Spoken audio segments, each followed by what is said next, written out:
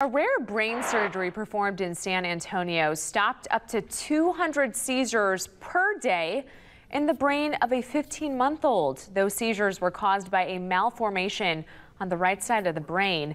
And if the surgery had not been performed, the now 3-year-old child would have never walked or talked. Marty Salt has the story.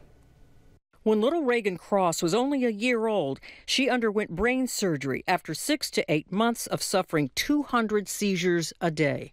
During her workup, we discovered that she had a congenital condition called hemimegalencephaly. That's where one half of the brain, the hemisphere, is very abnormal. Worse yet, this congenital condition called cortical dysplasia caused the right side of her brain to stop functioning at all. The potential to control the seizures is actually a very dramatic operation called a hemispherectomy.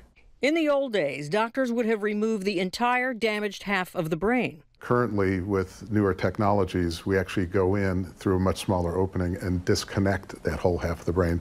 So it's still there, that abnormal hemisphere, but it's not connected to her. Dr. Lee says this newer surgery paves the way to a faster recovery, and there is much less blood loss. Most exciting was what happened post-surgery. She immediately stopped having seizures. Finally, with this surgery, there is less risk of the child getting water on the brain and requiring a shunt. The 5-hour surgery gave Reagan and her family new life. Marty Salt, 16 News Now.